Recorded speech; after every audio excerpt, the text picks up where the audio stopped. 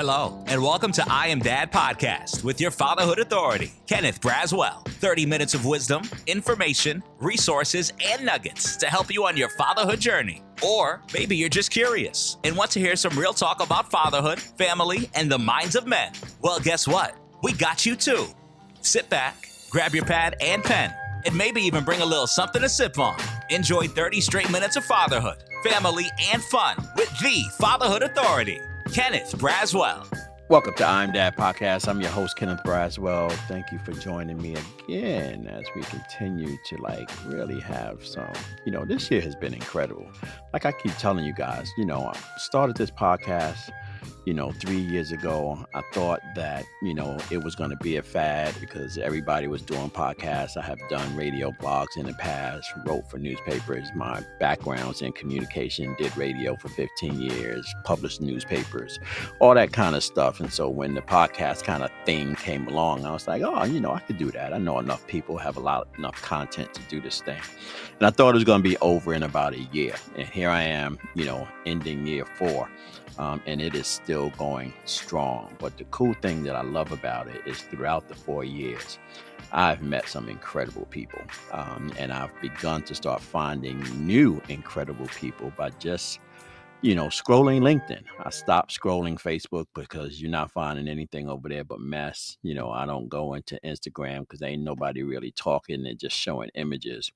But on LinkedIn, I can really see people's work and I can see people's heart. And so many of them have been so gracious with respect to me reaching out and saying, hey, I'm just a dude with a podcast trying to talk about a subject matter that is of interest to my heart, part of my purpose and my passion, and that is men and boys, and more specifically fatherhood. And whenever I see someone in that space doing this work, I always want to have them on the show to give us their perspective about the work that they're doing. And today's guest is no exception to that. He is Dr. Dominick Shattuck, a leading voice in men's health and reproductive equity as a community psychologist and faculty member at both the Johns Hopkins School of Medicine and Bloomberg School of Public Health.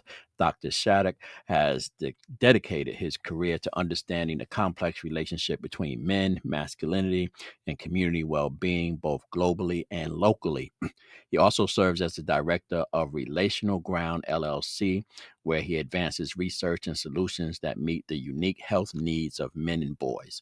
His work challenges traditional narratives and calls for a more inclusive, relational approach to public health, especially when it comes to fatherhood, gender, and care. Let's bring Dr. Shattuck to the stage. How you doing? I'm great. Thank you for having me. Thank you for responding. Like I said, I just love when, I'm seeing someone do that work. I follow them and then I kind of see what you're posting every day. And it's like, we got to turn these posts into conversations. And so we are enjoying, space where, I was telling someone the other day with respect to the podcast, that it's hard to kind of see the uptake in the numbers, but where I see it is when I'm out in public at a conference or I'm going somewhere and someone says, man, I listen to your podcast all the time. I'm like, wait a minute, like, when did you listen? Like, what are you listening to? And so it took me a minute to realize that the platform that we use to actually publish the podcast, Podbean, is not where people listen to it, but that's where I get my numbers from. But the podcast distributes to everything else: Apple, iTunes, Spotify, YouTube, and then we also do a YouTube version of this across the space. And so many people watch it and listen to it on other platforms, even Amazon, Siri. One day I was in the house and I was like, Siri, play I'm Dad Pod, and it popped up, and I was like, whoa, that's real cool. It just kind of popped up on it. That's great.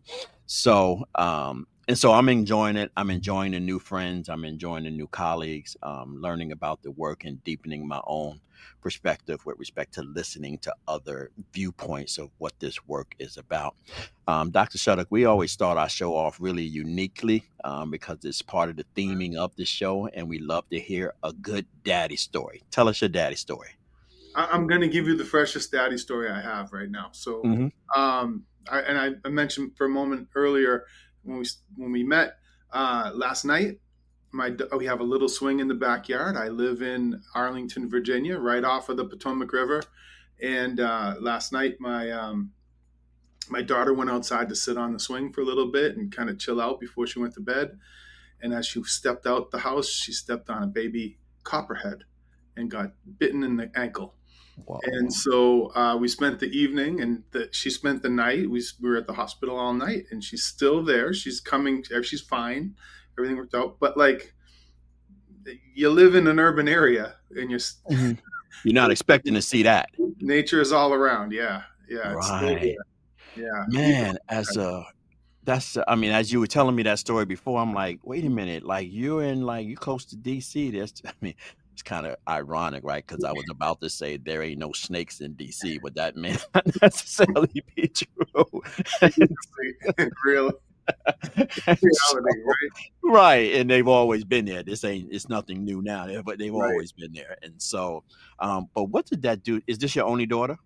No, I have two daughters. One who's in college, and she's Okay, actually studying abroad right now over in Switzerland, which is awesome. nice. And this daughter, who sometimes I say I want to come back as my own kid, but this daughter is a senior in high school, so yeah, so she's getting ready for college, and my daughters are at that age where they need us much less, but then you have moments like this where you feel needed and you can give that care.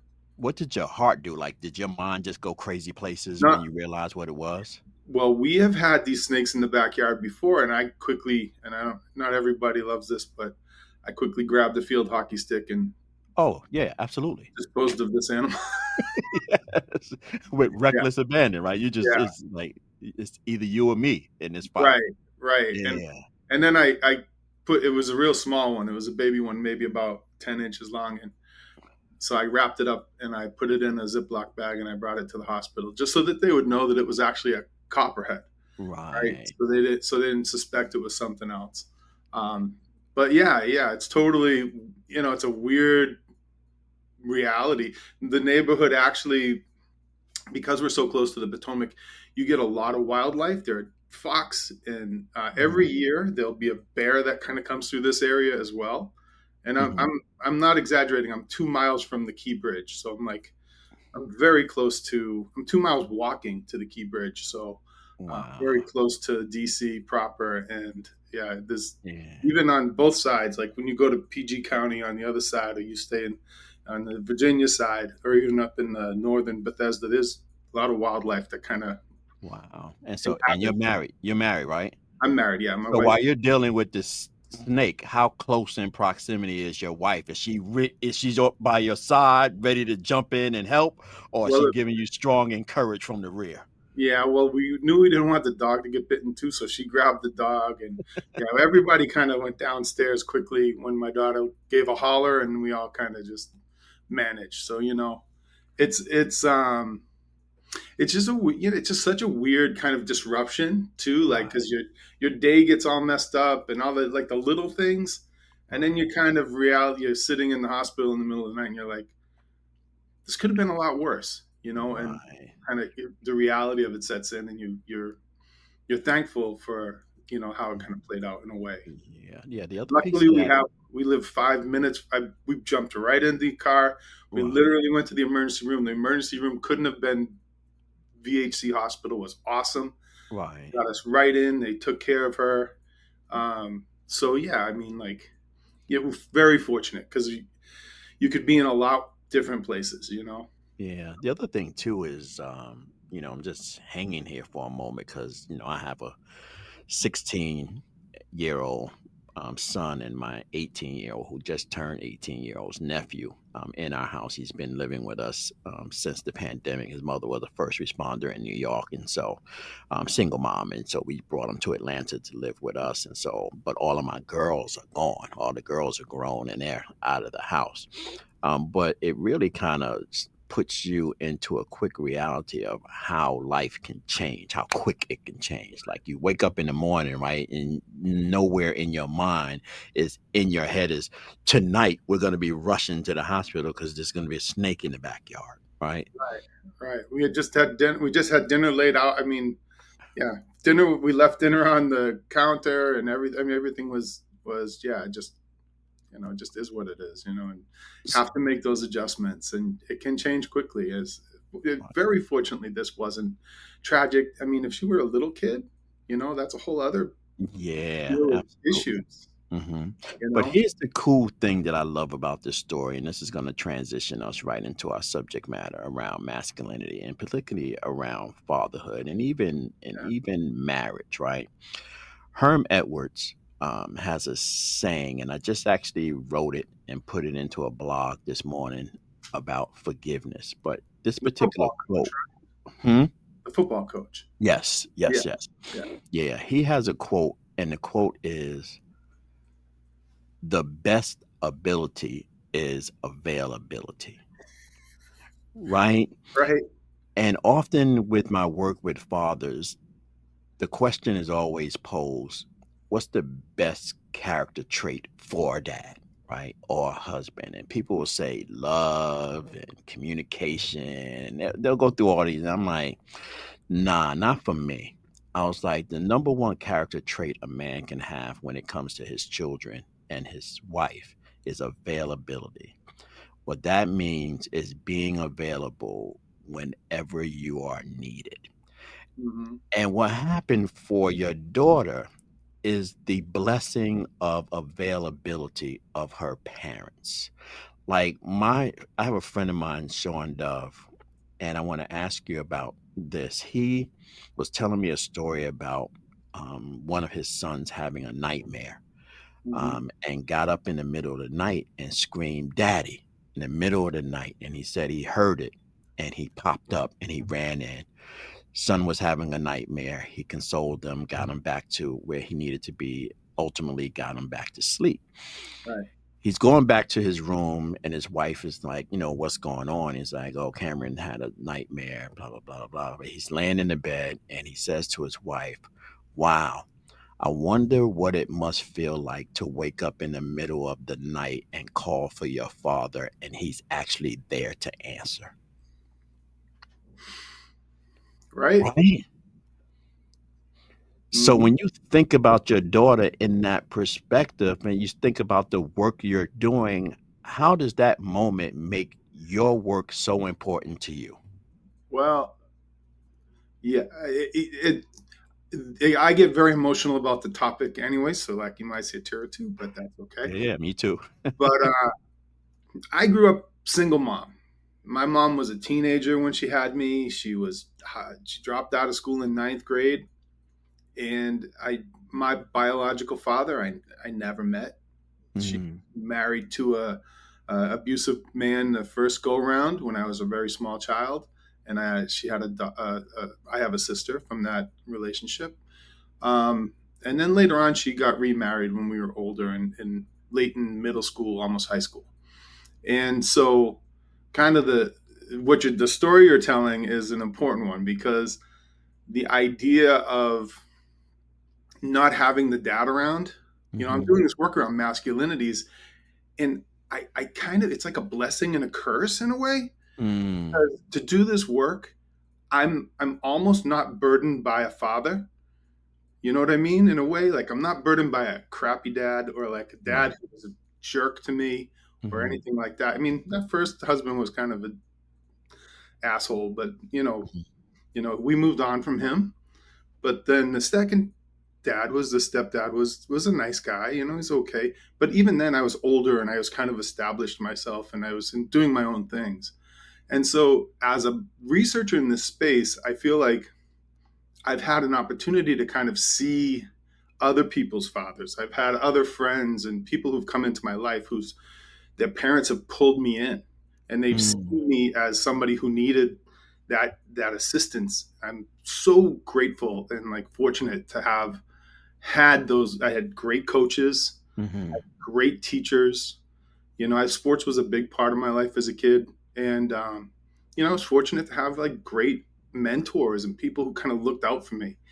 mhm, And and it was that absence of a father, uncles too, huge right, uncle dynamic, but the absence kind of that vacuum we were able to kind of my family and my community was able to fill in a certain way, and that's not for every kid, so it's right, really when I think about it, just to say I'm lucky and to be in this space and to have an experience like last night, not only Mhm. the healthcare, not only the Right. access to the hospital, all those good things, all those economic things, but Right. also the emotional things too are huge, and I Yeah. appreciate that. Yeah. But that's, that's life, right? Right?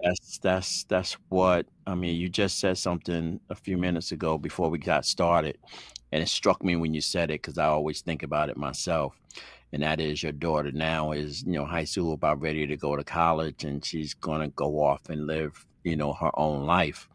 But that was our responsibility and task, right? When we became parents, was in a very ironic way to allow our children the space to be dependent, to grow, to ultimately become independent, Right. Right. right? Yeah. Parent parenting is not about raising your child to be dependent for the rest of their lives. Now, when that happens, that's a whole nother podcast, right? But the Whole other podcast. ultimate Yeah. And when I think about that independence, I think about it I always think about it personally, like what worked for me. And then I Mhm, think about friends and experiences that people have had, that I've heard, that I know intimately, from conversations and friendship. And a lot of times I think about it like that independence comes from being able to fail, like just being mm, able to make the mistakes, right. have the arguments and get over the arguments, kind of Mhm, move, establish the love in a context where you're kind of, you can be combative, you can kind of disagree, you can, maybe you come to some loggerheads at a point, but mhm, underneath it all, everybody knows that there's security and safety and kind of there's love and affection in there. But mhm. kind of having that kind of opportunity to make mistakes, rectify the mistakes, apologize, move on, right? Because it's really huge. And I think, we have this notion of helicopter parenting to such an extent now that you have mistakes, the pressures, especially I think everywhere. And some Yeah. places it's more like blatant, but Mhm, the pressures on children are huge. mhm, The expectations. My daughter just literally took the SAT recently and had taken it, all summer long. She was doing a course, all that kind of stuff, so she could get a better score to get into a better school. And like everybody, you have your expectations so high, and she mhm, didn't reach that high expectation, but she got a ridiculously good score. And mhm. still the disappointment is there, right? And so Yeah. how do you kind of console them through that? And how do you get hey, this is what it is. If you want to do it again, you can do it again. But like, I know SAT is like such a small thing in life. It's just gonna forget about it 10 years from now. Who gives a crap? But Mhm, the point is like, the expectations even they set on themselves and the way in mhm, which the students are or the children are kind of managing both academic things or work things or things like that, but also the interpersonal expectations. And sometimes, not being able to fail in those contexts mhm, is really difficult, and whereas, I don't know, my neighborhood, you could kind of bounce around a bunch of kids and stuff like that and kind of play mhm, ball and you play hoops. You just go hang out, chuck rocks at stuff. You do stuff like that when you were little, but like, you were able to kind of like make mistakes and rectify those mistakes and work through it as a group in a space where you weren't being fully rejected. Maybe you were being ostracized for a moment, but you had right. to kind of figure out what it took to get back into those spaces as well. Yeah, I think absolutely. talking This to that was kind of low. yeah, this conversation we're having, speaks to the evolution of masculinity, right? Because 30 years ago, maybe 20, but let's go back 30 just to go back 30, maybe even 40. To Could two guys like ourselves be having a conversation with this depth of compassion as it relates to masculinity? No, no, I don't. Not any of the two guys that I knew at that. Me either. Right.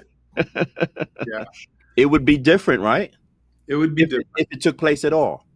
Yeah. I don't even know. Like, you know, I actually, it also happens now sometimes too, you know, and it's one of those things where you may have those friends who are just like sports guy friends Hmm. who they just, their lane of conversation is just like the scores, the stats, the trades, those kinds of things. And then you have a couple of people who are like they just kind of paint the, you know, maybe it's even the same person, and they just kind of paint a very rosy picture of life, right? Like, oh yeah, my kid's in school, he's doing this and that and the other thing. But then you have other friends who you can kind of have these conversations with, and I think it's you're right. Like these conversations are more out there and they're more open, but you can still find those guys who are stuck like in the lane, and it saddens me because I feel like those conversations are, it's hard to be around those guys sometimes, you know what I mean? Hmm. Because it's, I don't watch, I watch football, Hmm. I watch basketball, but I don't follow basketball the same to the same extent. Like I Hmm. don't, I love the Celtics, but I'll watch maybe 15, 20 games a year, you know? Yeah, yeah, You yeah. know, that kind of thing. Yeah, I think those guys are. Um, I just finished writing a book. I have two more that I want to write in the next 3 years. It's going to be my life's trilogy. I'm just kind of departmentalizing my life where I can talk about it in particular spaces in different ways. The one currently, the one that just came out, is called Two Season in Care, where I'm really kind of speaking about my life from my season perspective, being 60 plus years old and really talking about what I learned about life, and how I see life now through that lens. The second one is kind of through my personal career calling purpose space, which is fatherhood, which is um, through this whole notion of the business of serving. How do you serve and how do you create infrastructure that allows you to do that? But the last one is related to what you just talked about with respect to these guys. And the title of that book is going to be called Echoes of My Father. And I think what you were describing with these guys, or what we're recognizing with these guys, is that behavior comes from the echoes of their fathers, right? It is how they were brought up. It is what they experienced. It is how they understood masculinity. It is how they felt they needed to survive as men in this world. And for some of us, compassion seeped through and we were able to transition, evolve, and transform. Some of them, it became a badge of honor, right? As a result of, I would need to be this way in order to function in this world. So I think that time may be the thing that ultimately evolves all of us, Mm-hmm. right? And we just got to kind of rock with it, right? But I Yeah. think that you and I having these conversations give what I describe in terms of my agency, because people say, well, what does Fathers Incorporated do? My 15-second elevator speech is we create safe spaces for fathers to be the men they desire to be. Mm-hmm.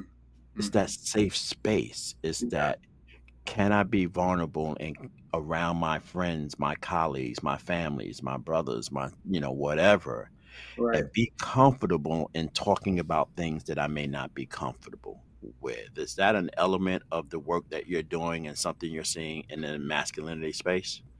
Yeah. So the research that I'm seeing is kind of what's interesting about what you're saying is like I think about it on the personal level and then the research side too, right? Mhm. So on the personal level, like I think about like I like to when I see these guys, I like to give them a big hug. I'm Mm. not doing the bro hug with the Yeah. shake, and I do it intentionally to kind of create a little bit of discomfort for a couple of Mhm. guys, but then also be like, hey man, I'll give them the I know you're uncomfortable. I needed a hug from you. I'll say something like that just to kind of like tell them it's not you, it's me. You know, like I'll own whatever it is that's making them uncomfortable. You know, Mhm. and I do that quite often just because I feel like it connects us in a way that wasn't happening before, and also it's kind of it breaks a little bit of the tension in the ice. You know, like and especially you've only met somebody once or twice and you give them a big hug like that. Especially, I'm a pretty big person. I'm, Mhm. 6'2", 270. I'm a big person, so like Mhm. a hug for me isn't like getting, especially with some of the guys. But it's one of those things where, like, in the literature, what you were saying before about purpose, you know, men have defined themselves for so long in the caregiver or the provider way, right? So, like, Mhm.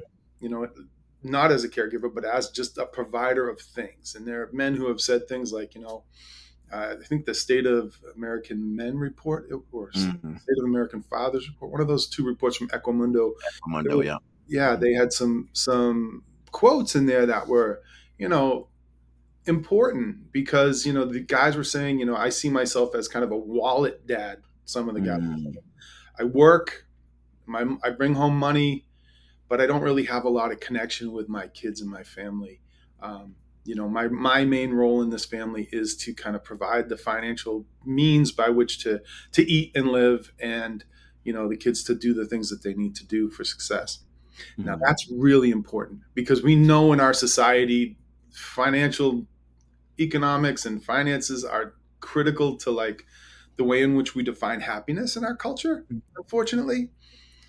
But I think a lot of these guys are starting to feel that there's more to it, and whether it's a conversation between friends or it's a conversation with their children or being by their child's side, they're starting to feel that. And like you were saying about the Herm Edwards quote, like just availability being the key ability, right? Mhm. Before we were talking, I was thinking yesterday, I was thinking about coming to talk to you, and I was thinking about, well, what kind of father am I? And like, what do I Mhm. do? Like, what is it that I do? And one of the things I started doing a while ago was I'll pressure my kids. I won't force them, but I'll pressure my kids to come with me to the grocery store.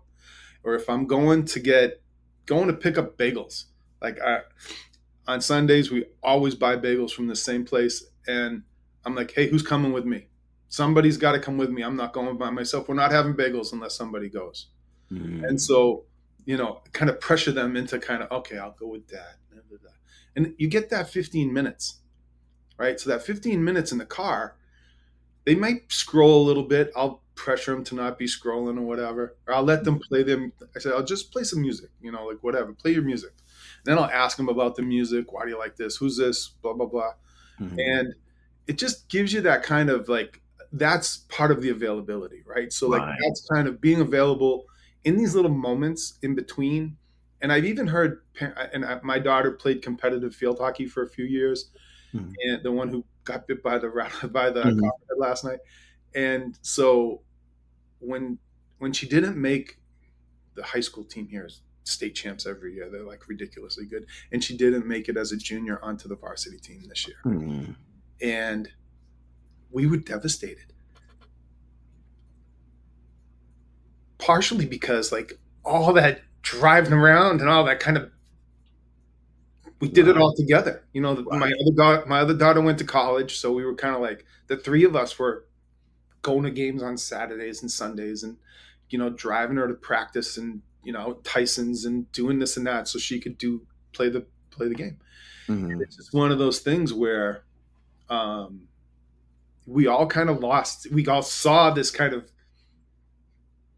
vacuum kind of create because that occurrence was being taken away from us. Mhm. And so, yeah, Yeah. Yeah, and that's why you gotta make the experience with them, you know, pleasurable, yeah, right? So you have these parents who do exactly. I'm the same way. My son plays varsity basketball. He's been playing basketball since 6th grade in school. He's made every team. He made the varsity team as a freshman. And this team is he's really, really good. He's 6'4" and still stretching, and yeah, he's got some talent. And, it's interesting because you go to some of these games and you see some of these parents, and they are creating such a horrible experience for their children. And I was like that in the beginning because I didn't know no better. Was my first child in organized sports. So, I'm on the sideline. I'm duplicating the behaviors and things that I'm seeing other parents do. And I remember one time I was yelling at him from the bench. I don't even know what I was yelling at him about. And like, he yelled at me from the floor. Shut up, like from the floor. He yelled at me. Mhm. And now I'm pissed because, like, first of all, don't embarrass me in front of, Right. the whole stadium of people. You yelling at your dad on the sideline, Yeah. not even taking into consideration, yeah, but you yelling at him in the middle of the game. Like, you don't think about those Right. things. And so I asked him, when you talk about those moments, because we were in the car, and I said, I'm yelling because I don't think you hear me. And he said, Dad, I hear everything you say. Right. And my mind was, how can you possibly hear everything I say with everybody yelling? But I never took into consideration that your child hears your voice in the crowd of voices, Yeah. right? We do. And that was a precious tent moment for him and I of Right. understanding us like, oh, you do hear me.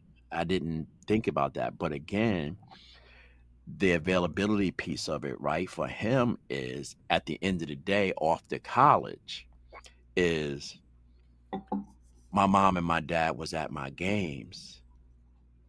And so I was able to look over to the side and see them there. They were available for me, whatever my mood was after this game was over. So to your point, when it's all over, they're looking at, how do I fill that void of availability? What does that look like now? Right. Right. Right. It's huge. Like, so many things in her life you wouldn't have heard about. I mean, we just wouldn't have heard about if we weren't in the car for 45 minutes driving to Ellicott City, Maryland. Yeah. Baloney. No, but it's that time, and you have, or like, sometimes they'd ask good questions about like growing up, or they'd ask about my mom, or they'd ask about Mm, being growing up in Massachusetts, or old friends. We lived in North Carolina for the first part of the kids' lives, and mhm, I lived in North Carolina for almost 20 years, and so did bring up the North Carolina folks and all that, mm, like maid family we had down there, mhm. so yeah, I mean, it just kind of like, it's the connection that you're getting out of that, and you're building stories, and you're building the, how you communicate later on too, whether it's at Christmas, or you want your kids to kind of feel like they can come back with their partners later in life and Mhm. be comfortable in your house. Right. I think about that a lot, because like, I've seen many families where once people move away, their parents aren't part of their regular occurrence, right? And it's Right. okay to live far away, that's fine.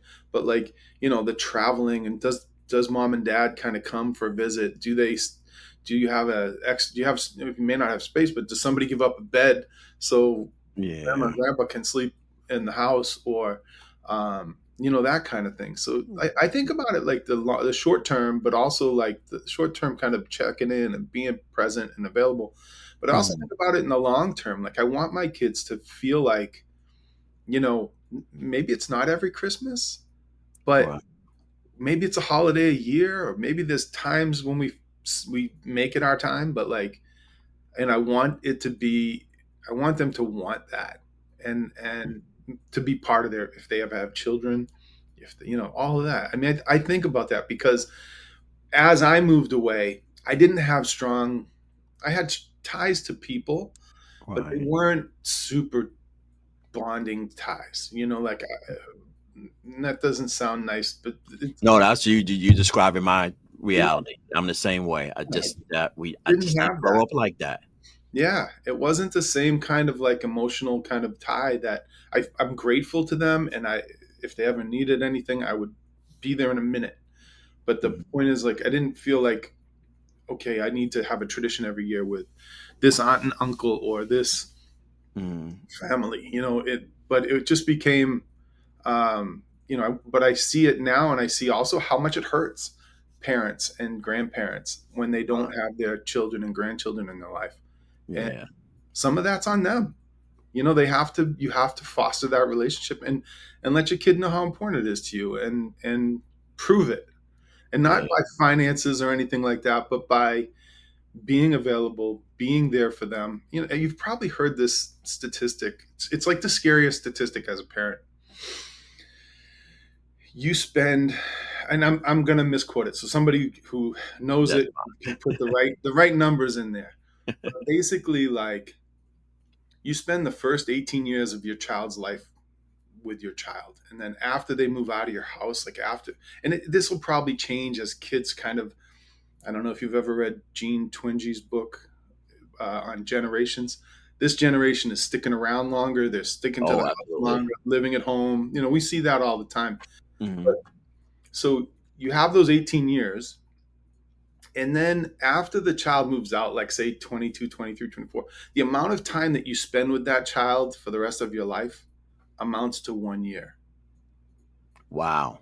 So when you think about the volume of time, and again, I may be totally misquoting Hey, this. every quote on this show is anecdotal, so we don't need I'm proof. directionally, what do they say? They say I'm directionally right, correct? You Yeah. know? So, but to think about that in the sense of, you know, you have this time with these young people and you have this opportunity to kind of be with them and experience their growth. Hmm. Now, you don't have to be up in their business all the time, but you should, you know, kind of have this exchange and understanding. But you also have this sadness and this loss of, you know, how are you staying connected with them over time? Now, Right. sure, there are anecdotes and there are people who have a very kind of, they maybe they live down the street from their parents, or maybe they've stayed very close. You know, a lot of my extended family actually, they lived in one of the reasons why I was able to come through with no dad and all that other stuff. We were welfare, where I was food stamp when food stamps were actual On stamps, you know, the paper, yeah. cards, Hmm. Hmm. Yeah. not a credit card. They were, yeah, you know. And people at the grocery store tell you wanted to buy Fruit Loops with those food stamps. And I ain't selling you Fruit Loops with those food stamps. Stupid Right. Yeah, stuff like yeah, that. Horrible things people would say. yeah. But Yeah. the thing is that I had we lived all in the same neighborhood. So if I was hungry, I would go to my Uncle Larry. I would ride my bike over to my Uncle Larry and Aunt Ann's house. I'd hang out with my cousin Todd, and I knew I could go into their refrigerator Mm, and without anybody batting an eye. Now I knew I couldn't eat everything, but right. I knew I could get something to eat at their house. Right. I knew Right. I could watch TV because they had cable at their house. I could literally walk straight into their house if I wanted to. Mm, No one's home because I knew I had these safe spaces, you know. yeah. And it was like, and it I think it changed. It was so important in my ability to kind of get out of that space, you know, Hmm. or to kind of not follow the typical trajectory of where my statistics would have led me, you know. But Yeah. when I think about that time moving on and the kids, it's how do you kind of work with your kid? How do you have that relationship with your child?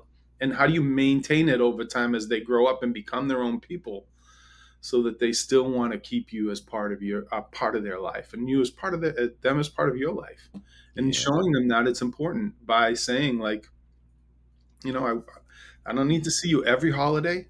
Hmm. I'd love to see you one holiday a year, and we could spend time. We could do it. What kind of way would you want to spend that time? You know, like, it's very interesting, and I think being more thoughtful about that. I'm very fortunate. I married a super thoughtful woman as well. So, like, my Hmm. wife is,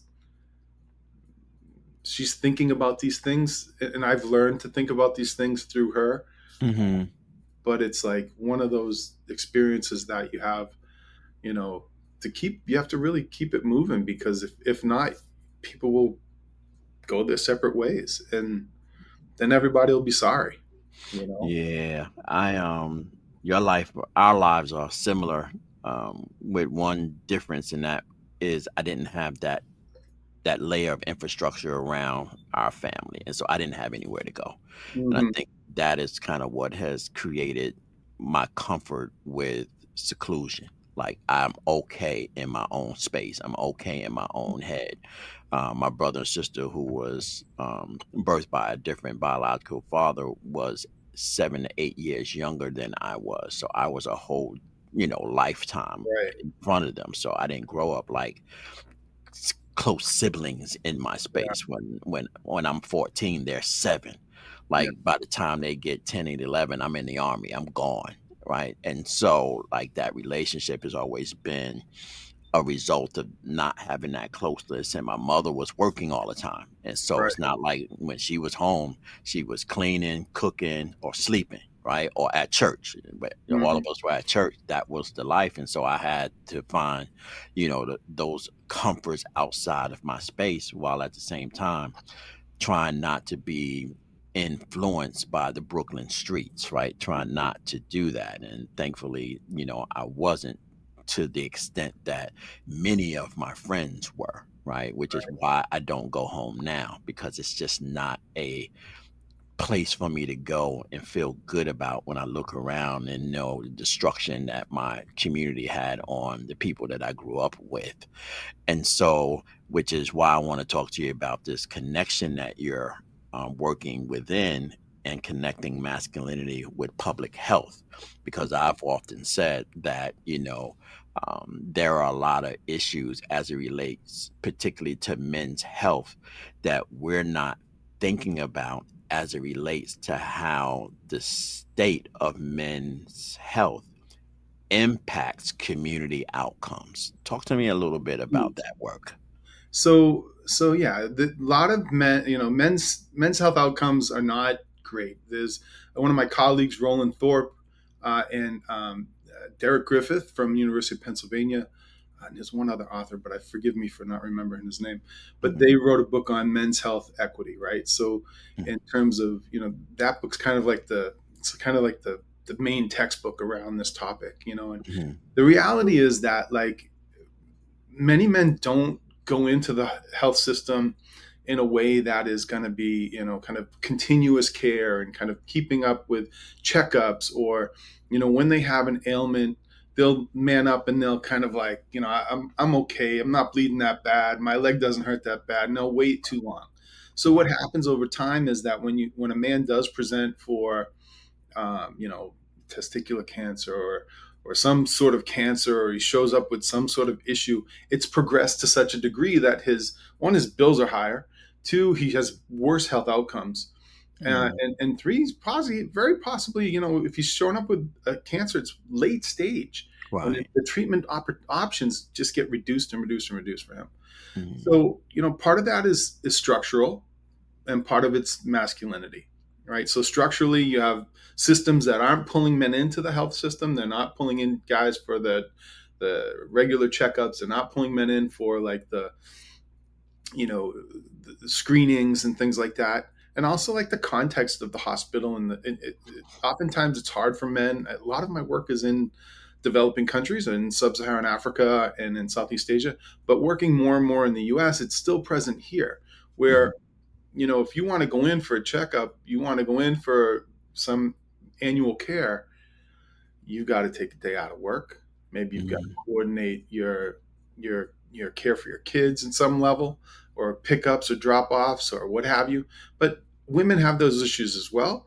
mhm, But men are less likely to make the shifts in their daily life by which to kind of take care of themselves in that space.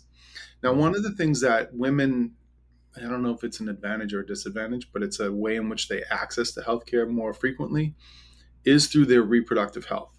So because women have, they have a period every month, as many, regular, typically, mm, and they pregnancy prevention is a big issue, and it's been prioritized as a women's issue.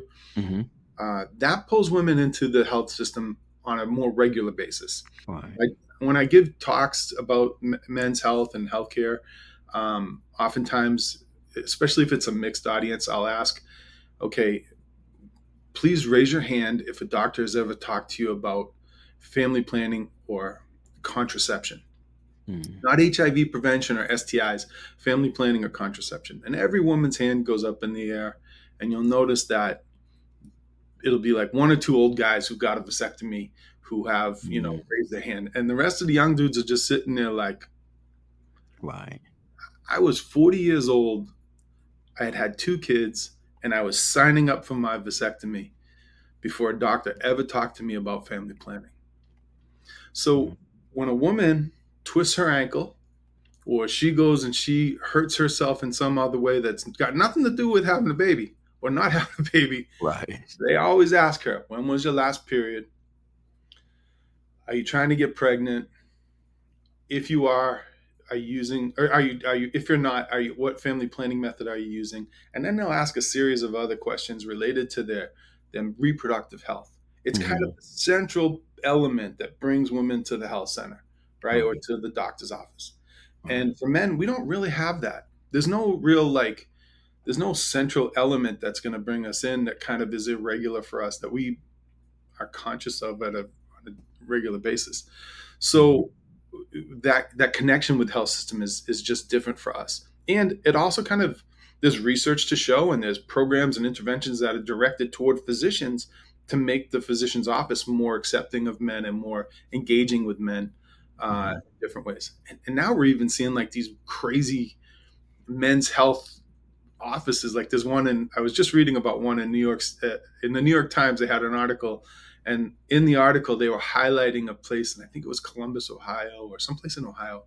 Mm-hmm. This Cutler Center or something like this, where it had like ball fields in the back, and it had ESPN on the thing, and it was basically like sport clips for the doctor's office, Okay. just to bring guys in and make the space more Mm. male friendly, I suppose, right? Okay. Yeah. But I mean, there's been a long history of looking at alternative ways in which to engage men in health topics. And in the Black community, it's a barbershops is a central location for that to happen. You have Mm-hmm. also churches can be a space by which to kind of push health messaging, especially around some of the kind of chronic diseases like diabetes and things like that. You Mm-hmm. also have other spaces in which we don't use the schools enough for this kind of space for health awareness raising. Right. But there are other ways to kind of like reach people with messages. It doesn't always translate into medical seeking behavior, but Mm-hmm. sometimes it does. But yeah, men, a lot of times it's a combination of structural issues, masculine norms, and then some, structural in terms of the messaging isn't right for everybody. Mm-hmm. So, you know, Yeah, and and we all trying to figure out like where to prioritize it, right? And then that then cuts across age ranges, right? So right now, the early part of this year, or last year, or last half of 2024, sitting in my office, working, typing on the computer, and this pain struck my face, and I literally just like mm, doubled over because I didn't know what it in your was. face. Right. I was had my head on the table for about 15, 20 minutes. It was hurting and I couldn't move. It was just a sharp pain, like somebody had like just stabbed me in my mouth. Finally, when it kind of subsided a little bit, I got up, went in the bathroom, and I felt it was below my lip. So I lift my lip up and I literally could see a hole in my tooth. I Mm, I'd never seen it before. So called the was looking for a dentist 24 hours, couldn't find one, got an appointment for the next morning, went in. They took a full x-ray of my mouth, and the dentist came out. She says, well, I got some good news and some bad news. And I'm like, okay, which one you want first? I'm like, anytime somebody says this, usually both of them are bad. So just yeah, tell me which one you want to tell me. right. So she says, I'll give you the bad. She says, the bad is you have a bacteria in your gums and it's literally eating away at your teeth. Mm, And it's bad. And so it has made all of your teeth soft. And yeah. this is gonna continue to happen. Um, so then the worst news, and she goes, the worst news is that you're probably gonna have to have them all taken out Mm, because this is just gonna this is not going to recover.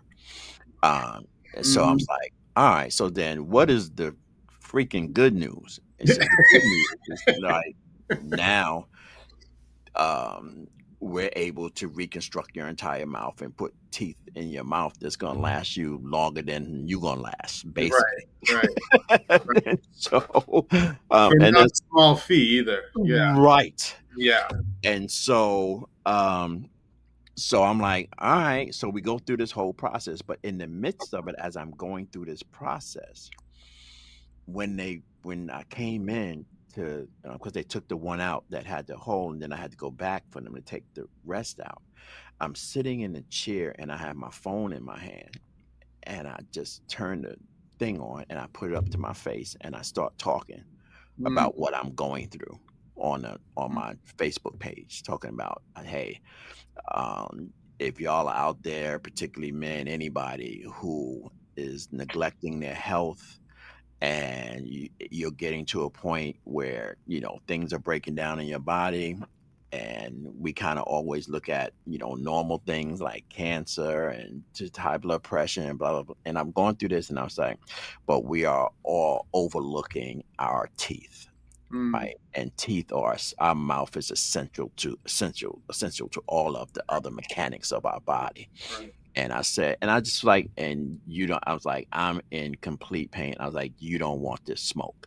I was like, I said, and so the doctor says Wow. to me, the nurse says, she goes, I'm gonna tell you something. After she had taken everything out, and I'm sitting there, and I'm just like, what is going on, God? Like, how did this happen? And she goes, well, I'm gonna tell you something. And she says, it's not gonna do you any good now. She goes, but I always think that it's good for perspective. And I said, okay, what? And she says, you do know that it only takes 7 minutes a day to take care of your teeth. 3.5 in the morning, 3.5 at night. Mm-hmm. She says, and you're in this pain because Mm-hmm. you couldn't find 7 minutes a day to take care of yourself.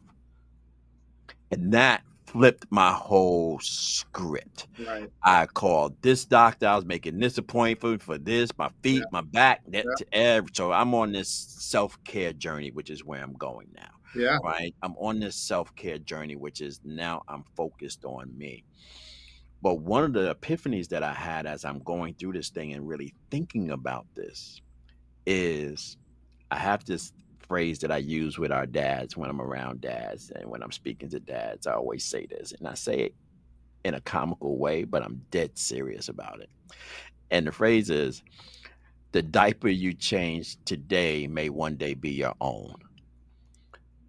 And what I'm basically saying is that if you don't show up in the lives of your children and love them in the way that they need to be loved, then who's going to love you at the level that you need when you can't take care of yourself anymore? Right. Right. Right? So, this reproductive health, this community health, this whole idea of masculinity, men's health is about not selfishly ignoring your health because you think it's about you, when Right. taking care of yourself is not about you. It's about being available to people who need you at your maximum capacity. Right. Right. That's a great way to put it.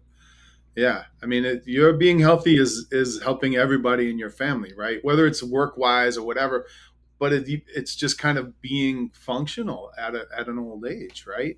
Right, You know, right. we're all getting old. It's not like anybody's got the special way to keep us young forever. Even you can listen to all those podcasts, the Hubermans and the other things.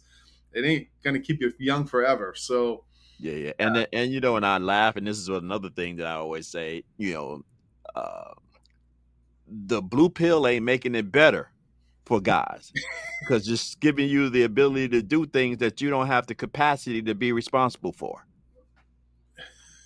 right?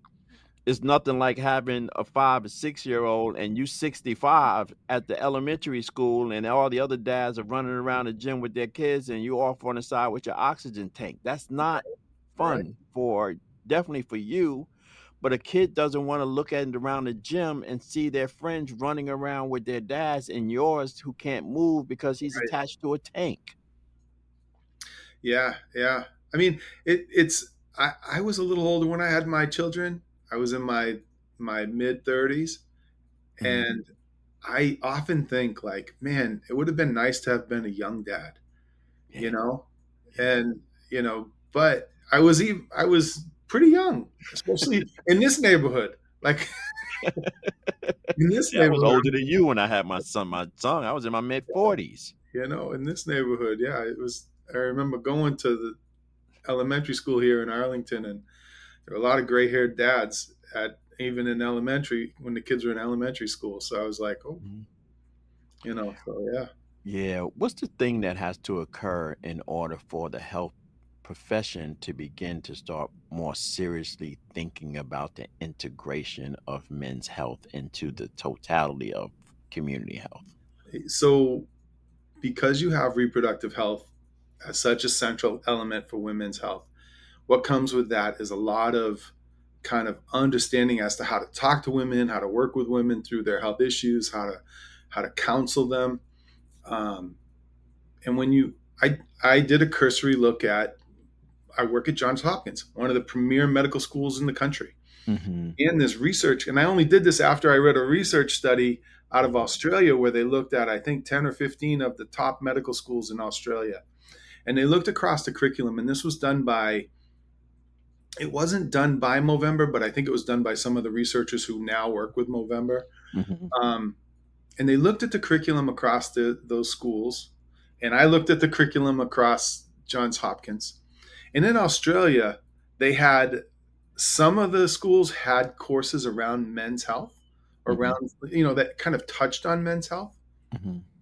At Johns Hopkins, one of the premier medical schools in the country, there's nothing.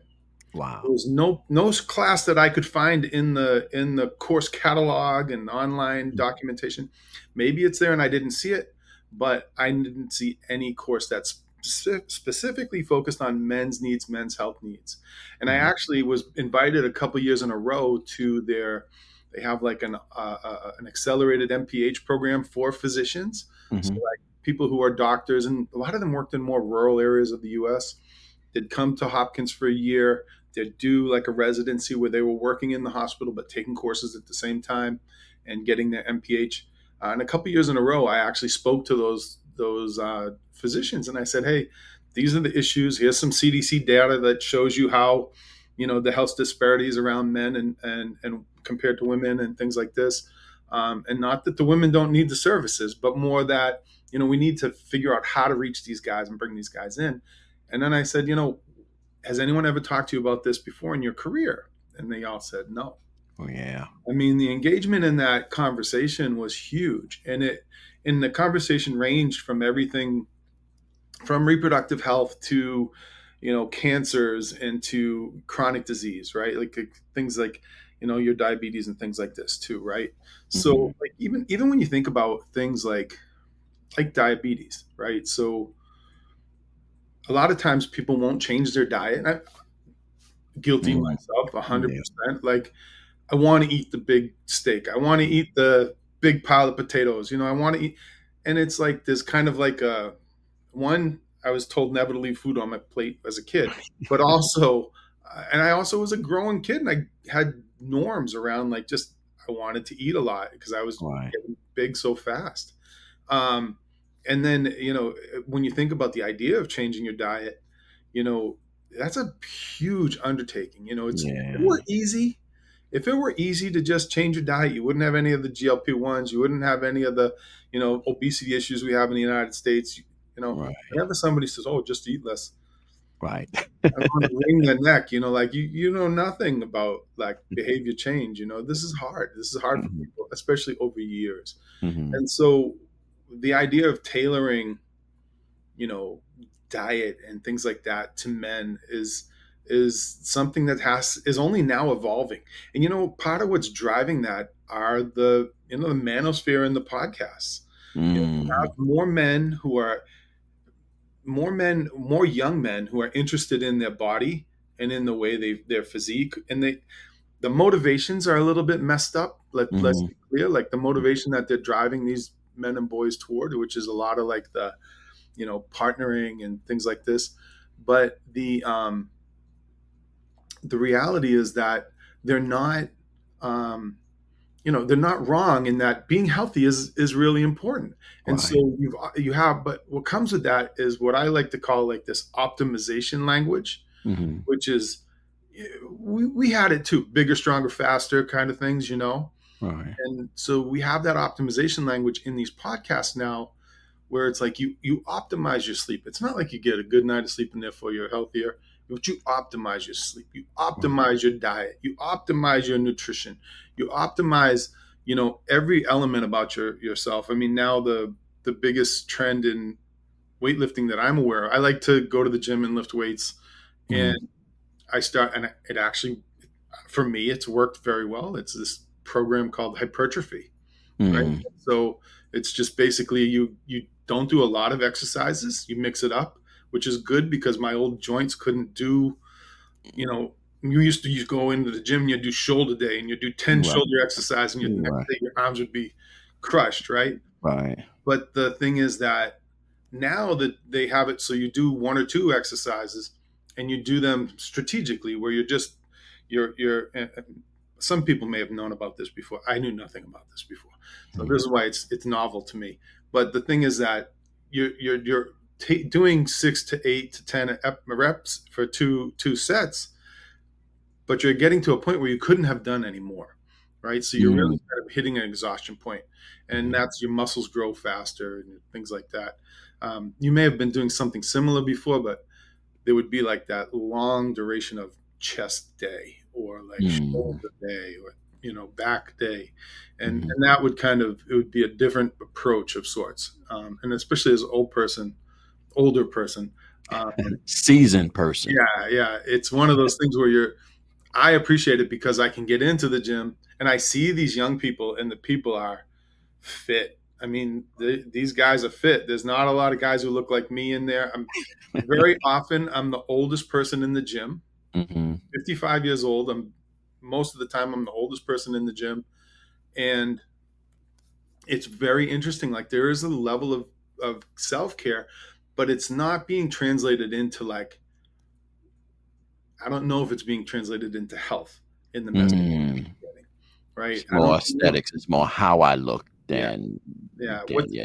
One of the terms they use a lot of times online is called looks maxing.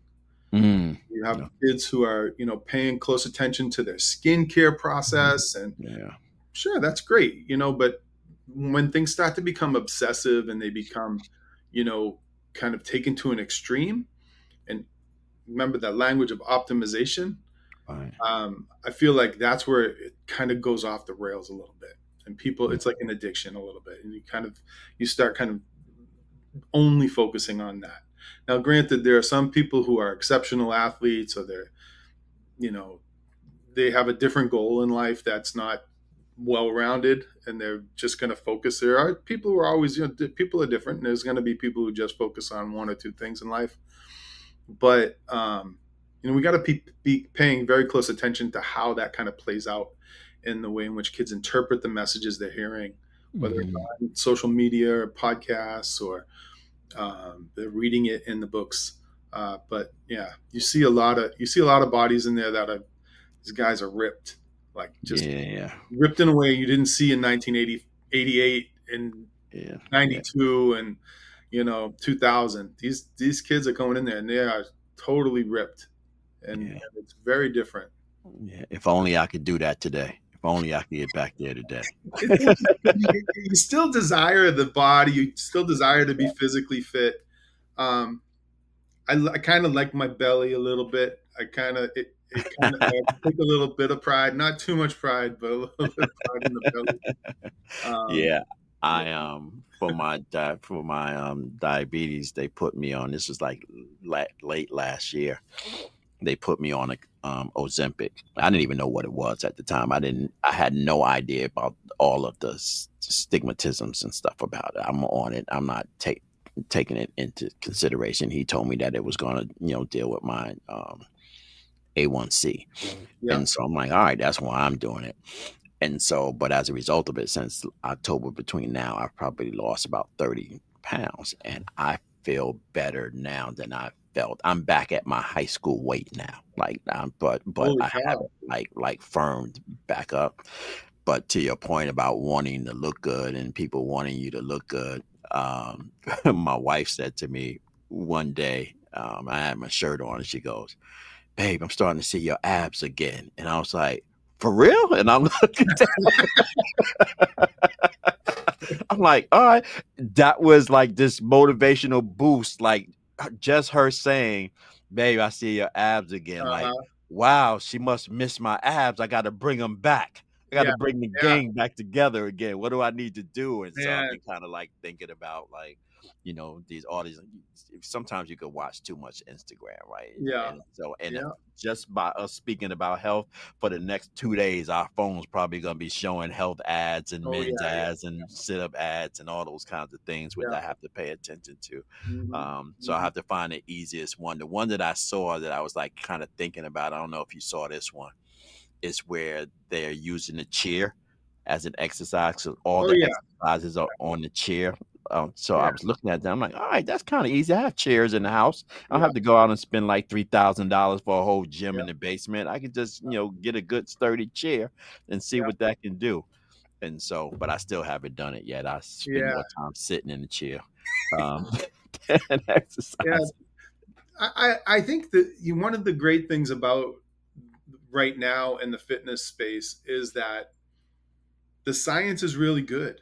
Like Mm, they have optimized in a positive way. Like right. exercise is like you have videos, you can see how to do the exercises correctly. Hmm. You can you can get expert opinion on you can get baloney opinions too, but you can get really expert opinions on like what's available out there and what you can be doing and how to use your time effectively. I go to a gym that is like if I go at 5 o'clock, my daughter likes to go right. She comes home and has a snack, and we'll go to the gym. And a Hmm. lot of times I'll go with her, but I don't love it because if I go at 5 with her, it is packed and it is Yeah. packed. Like it's Ballston here and Hmm. Arlington, and it's a lot of commute people who are just coming home from work and all that kind of stuff. And for me, that's not fun. Because I do a lot of different exercises and weighting and that kind of thing. But you can kind of learn how to mix and match and kind of go online and say, okay, I want to try something triceps.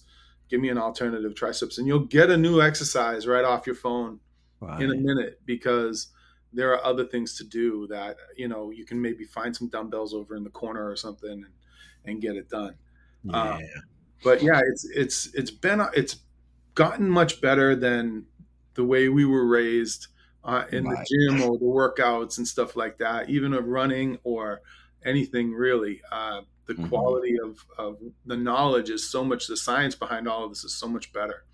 And Yeah. yeah, but it's I think when we think about this in terms of men and masculinities, you're sharing about the diabetes. I have like I think it's hereditary because my Hmm. grandfather had some issues with his triglycerides and things like that. I have high triglycerides, so I'm on statins, Mm. right? So I Yeah. have to take these statins every day, and I take these two like horse pills that are like they're like specialized like fish oil or something like that, Hmm. and it's just one of those things that you know I don't really share that too often. You know what I mean? It's one of those things you just kind of keep it in here, and Right. you're just kind of like, this is what I got to do every day. But Hmm. kind of sharing it and talking about it makes you a little bit more adherent.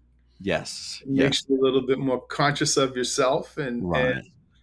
maybe even somebody's you know, being kind of responsible to you in a way, like checking in with you and things like that about Hmm. those types of things. Um, Right.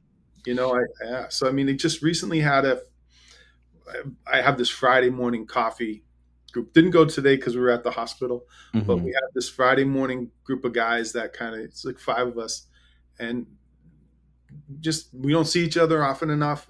Our wives are all friends and that kind of thing. So, but like everybody's kids are of the same age, and Hmm. so we're spread around pretty good. But every Friday morning, 7:30, we hit the same coffee shop, right? And we're there for an hour, sometimes an hour and a half, and it's nice because we all are at a point in our careers where we have that flexibility. Right. And last weekend, a few of us got together, and then a bunch of the wives got together.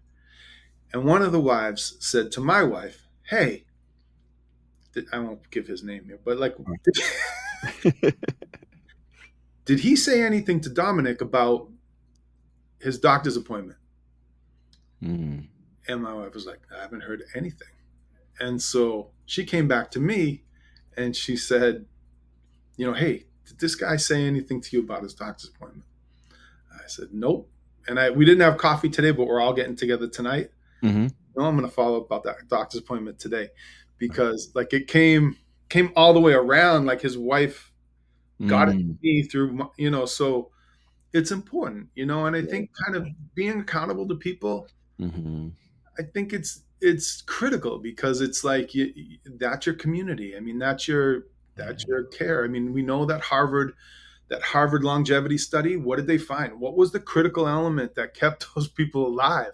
It was Right. their social support network. It Yes. was their community. It was Yeah. whether they found that community in church or they Mm-hmm. found it in something else, but they had a community that they were responsible to, and people were either, maybe they weren't necessarily checking up on them, but they were checking on them, like they were being friends, and that's critical. And Yeah. so, if it's, I went through this experience in North Carolina many years ago, where we had, in our group of friends, we all were of the same age, and we all got married around the same age, and we all had kids around the same time, and that kind of thing. So over those 20 years, and roughly 20 years in North Carolina, I had this kind of, you know, this like a part of life that was, I lived with this group of maybe 15 people of my age and my wife, and we go down there frequently to see them.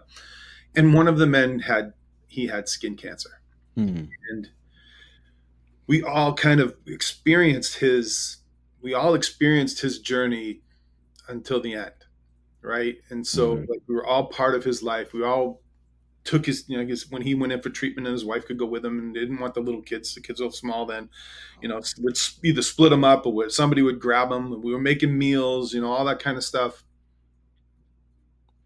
And I hope to never be in that situation, obviously, but Yeah. to be able to,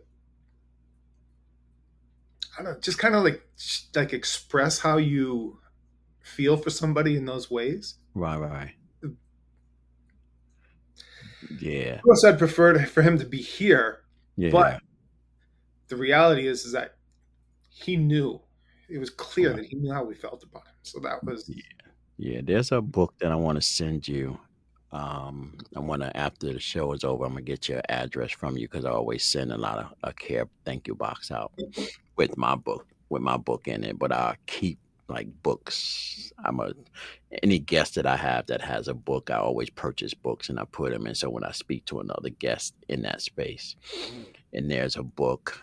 I can't remember the gentleman's name. I interviewed him last year. He wrote a book about his dad committing suicide. mm, And when I was interviewing him, he was talking about how he had a conversation with his dad. And I said, was there ever a moment that you kind of questioned why he did it? Or did you have any indication of why? And typically in those stories, people never kind of know. They never know, what is going on. And he says, I don't know, he says, but I have a strong sense of what was going on with him. And he said, one of the things that he know his father kind of really quietly talked about was how he was losing his friend circle. His people were right, leaving around him, and his tribe circle was getting quiet. So he didn't have anybody else to talk to. And when he was depressed, he didn't have anybody to reach out to and touch to. And he just literally, all of the lifelines that he had didn't exist anymore. right, And that's why he did what he did. So what you're describing is the ability to be able to make sure that you have. I talk about this a lot right now in my work, talking about the importance of establishing your tribe. That's what I've been calling it. I've been right, saying right, community. I've broken away into say establish your tribe, because your tribe, and that is not. So there's the tribe, and there's the small groups within the tribe. So I too do work in Africa. I've done UN work in Panama and Colombia and all of those places. And one of the things that I've always noticed whenever we were in particular places, whether it was in South America or in Africa or in Mongolia or Indonesia, any of those places that I've ever been, and I've been places where there are small tribes, is that there are tribes within tribes, right? Yeah. So your tribe doesn't have to be just men. It could be a broader men, but there can be a smaller tribe within the tribe, and they all still communicate with each other. To your point about his wife, it moves from point to point so that the tribe is fully knowledgeable of what's Right. happening with the tribe, right? Right. Because that's not how the reason I don't use the word community anymore, because I don't think that that happens in community anymore, Mm-hmm. right? And Mm-hmm. so my sense is that we have to start describing this as something else that's more realistic to the conversation than what we're seeing right now. And Right. to me, that's a tribe. Right now, we can get back to being community where we were, but that's not where we are. Community doesn't look like that. When I look at, I was telling my wife the other day, and you and I could talk forever. We're going to end Yeah. this because I'm going to bring you back because there's some more specific things that Sure. you said that I want to drill down on. Um, and we were thinking about where we live. And I said to my wife yesterday, we were coming through the cul-de-sac, and there's probably about 7 houses. One, two, three, four, five, six, seven, eight on the corner. 8 houses in our cul-de-sac. And I said to her the other day, I said, our this community doesn't flip over and change very often. I said, but what I've noticed is because there was one house that just sold on the end.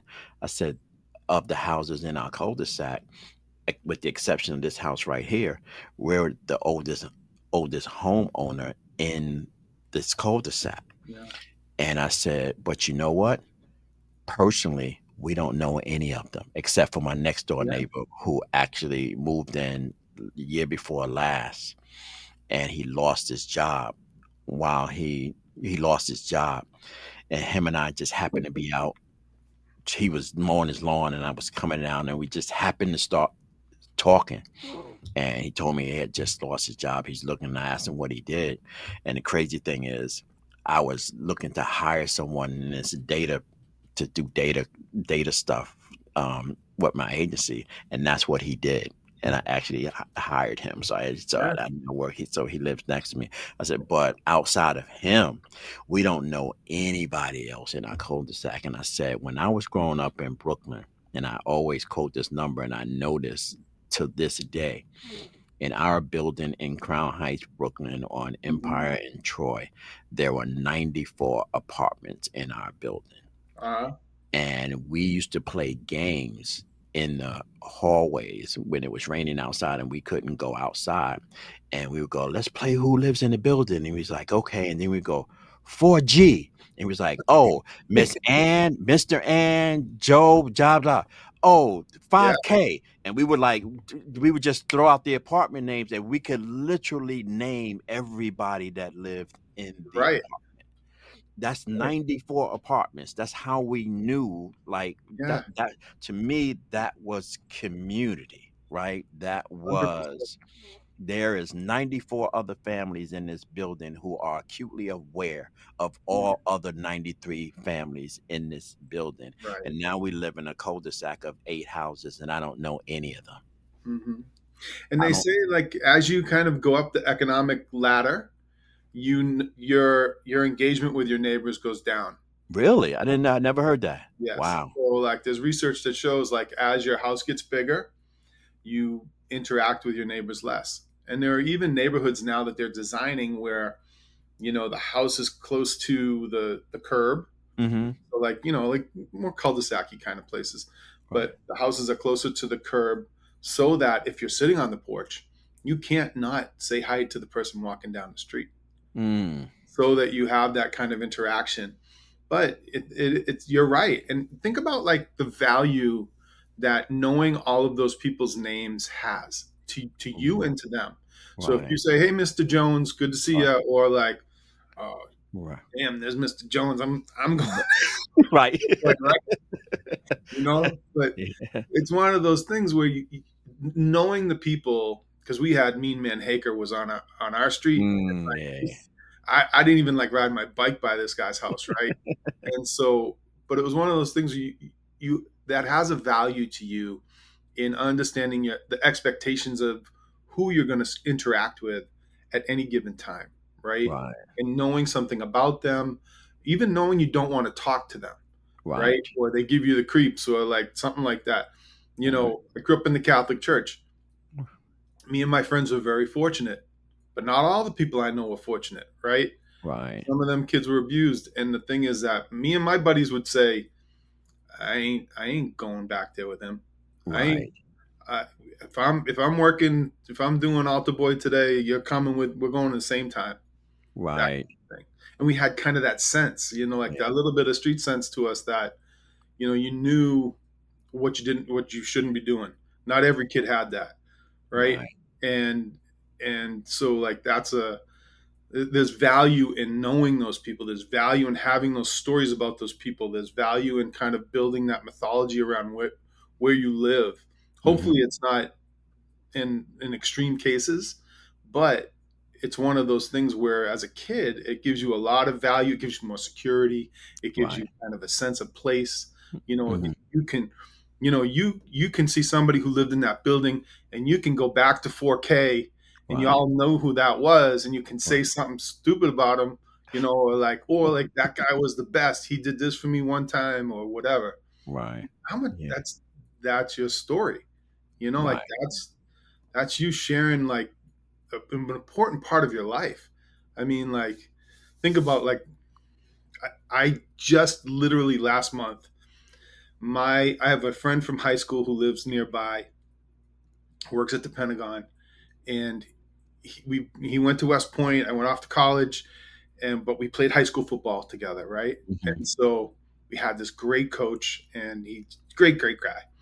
And just last month I got a text message from the coach. He's like, "Hey, me and my wife are coming to DC just to get out of Fitchburg, Massachusetts, for a weekend. Any chance we could get together?" So I literally had this guy at my high school football coach and his wife at my house for dinner a Nice. month ago, right? Hmm. And during that time, he sat down, he's telling us stories about like, I knew he had lived in Europe for a little bit. I didn't Hmm. understand like the whole mythology, like the story of him and his wife meeting in Europe, them Right. kind of, going back and forth for a little bit. And he played some kind of pro baseball in Holland. What the hell is that? And so you get like you're connected in this way, and you're kind of sharing more, and you're being, he happened to be a pretty young coach when it was like his first head coaching position when he Hmm. coached us. And you're just kind of getting these, you have this kind of story together, and we talked about the different players and who's where. And he told us more about like the behind the scenes of what was really going on when we were in high school, Wow. Yeah. all that kind of stuff. And it just, the value is just through the roof. It's through Yeah. the roof, the value of those types of things, and knowing who's in the next apartment, and things like that. Because we go back to where we started, the snake bite. So this morning we were at the hospital, and my wife was like, there are little kids in the neighborhood. We live in a cul-de-sac, and there are little kids. And she put out a text message, and she knew, she sent it out early enough because most of the people that we're closest with in the cul-de-sac, their kids are the same age as our kids. So like they're a Okay. little older, right? So, but she knew that one of them has two young kids, and we'll be at the bus stop this morning, right? Mm. And so she sent that message out just to kind of give everybody the heads up as to what happened, but also so that that lady would go to the bus stop and have that conversation with the other parents who live in the neighborhood, right? So Yeah. that kind of sense of being able to kind of share information in an informal way, I don't know if they're going to call my daughter Snakebite Shattuck or what, but you know, who knows? At least she'll be around to be called the Snakebite Shattuck. Right. That's the good Exactly. thing. Listen, thank you so much. I've absolutely adored and just loved our conversation. I can't wait to dig down deeper into some of the things that you're doing in your space and in your work. There's so many things that I had on my list that we didn't even get to, but this was so rich that I didn't want to break from this conversation. And so if there's anything going on in your world, and it's particularly around research that's hot and burning that you want to talk about and get it out, always feel free to can I come and hop on and talk about this new piece of research that I'm working on, and I want to talk about this. I'm in for all of that. I love all of that stuff. So I Great. appreciate you, and praying for your daughter so that she doesn't have Thank any things that linger, which is definitely the reason I asked you about your wife, because I know if that was mine, I could tell you where my wife was in that scenario, in the house looking at me out the window, like she's she it need to, and the dog is, to your point, because our dog he's out running, he's trying to figure out where it is so he can get it. That was how our scene would have looked. Yeah. And so I appreciate that. But to my I Am Dad podcast listeners, you know how I like to leave you: always be kind to others as you're kind to yourself, or you might find yourself by yourself. Always shoot high for your goals, because even if you miss, you'll be amongst the stars. And as my good friend and mentor Art Mitchell used to always say to me, Kenny, it's nice to be important, but you know what? It's much more important to be nice. Be safe, be blessed, take care. See you next Sunday. Thank you so much for taking the time to spend with us. You've been listening to I Am Dad Podcast. We hope that you have been informed, encouraged you to think, or even inspired your heart for the love of dads. The conversation does not end here. Come back and join us next week. Same time, same place. Or you can continue the dialogue on our I Am Dad Facebook page. We also invite you to listen to past episodes, learn more about us, and keep up with special activities by visiting IamDadPodcast.com. That's IamDadPodcast.com. Until next time, I leave you with this reminder of manhood from 1 Corinthians chapter 13, verse 11. When I was a child, I spoke as a child. I understood as a child. I thought as a child. But when I became a man, I put away childish things. Because of this reminder, I will always understand that I am dad, period. Yeah.